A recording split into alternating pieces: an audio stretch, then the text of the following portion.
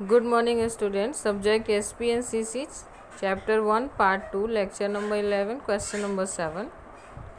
What is renunciation of share? Explain its characteristics.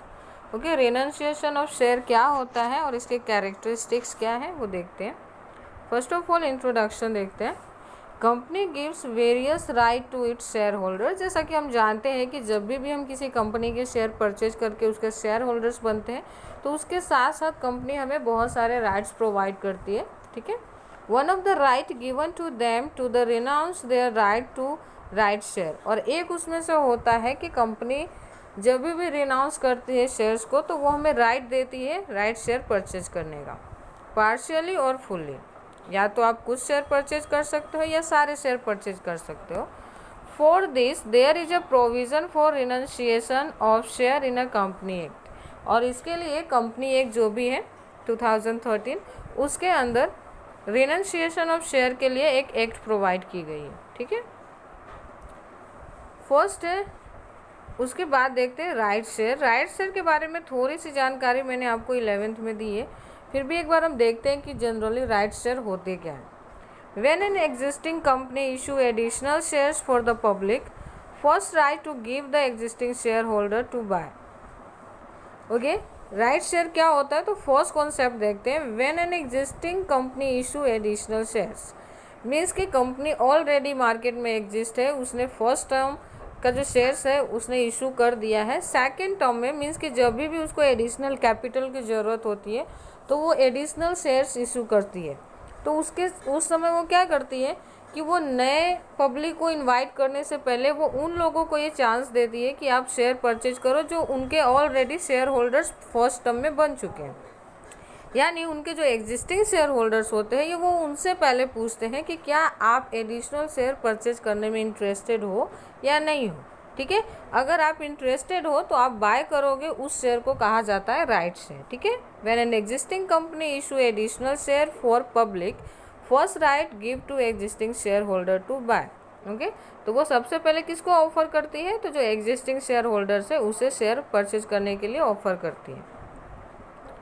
These shares, existing shareholders are getting right to buy additional share. That is the reason it is known as right share. और क्योंकि ये अधिकार existing share holders को दिया जाता है और उसी के कारण इसको राइट शेयर कहा जाता है. ठीक है. अब लेटर ऑफ रिनंशिएशन होता क्या है, ठीक है, वो देखते हैं. When an existing shareholder renounces his right to right share partially or fully in favor of some other person, it is known as letter of renunciation. Such is in two parts. Okay. When an existing shareholder, suppose आप किसी company के existing share holders हो, पहले से share holders हो, और company आपको offer करती है कि आप राइट शेयर और एडिशनल शेयर इशू परचेज कर सकते हो. उस टाइम पे आप शेयर परचेज करने में इंटरेस्टेड तो हो, लेकिन वो आप खुद के नाम पे नहीं परचेज करना चाहते. आप कंपनी के 1000 शेयर लेते हो और उसको किसी अदर पर्सन के नाम पे, अपने फैमिली मेम्बर, फ्रेंड्स या किसी अदर पर्सन के नाम पे क्या करते हो, ट्रांसफ़र कर देते हो, या उसके फेवर में आप उसे परचेज करना चाहते हो. उस सिचुएशन को क्या कहा जाता है, रिनंशिएशन ऑफ शेयर. ठीक है. सच लेटर इज इन 2 पार्ट्स. और इस लेटर के कितने पार्ट्स होते हैं, 2 पार्ट्स होते हैं.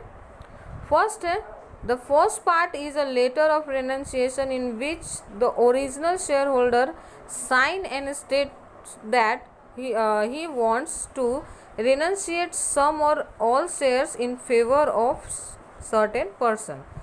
फर्स्ट लेटर में वो कंपनी को इस बात की इन्फॉर्मेशन देता है कि मैं शेयर होल्डर्स हूँ आपके कंपनी का और मैं इस लेटर में साइन करता हूँ और ये इच्छा बताता हूँ, ये स्टेट करता हूँ कि मैं अपने नाम का शेयर जो कंपनी ने मुझे राइट शेयर परचेज करने का अधिकार दिया है उस शेयर को मैं किसी और पर्सन को पूरी तरह से या कुछ शेयर्स बेचना चाहता हूँ. ठीक है.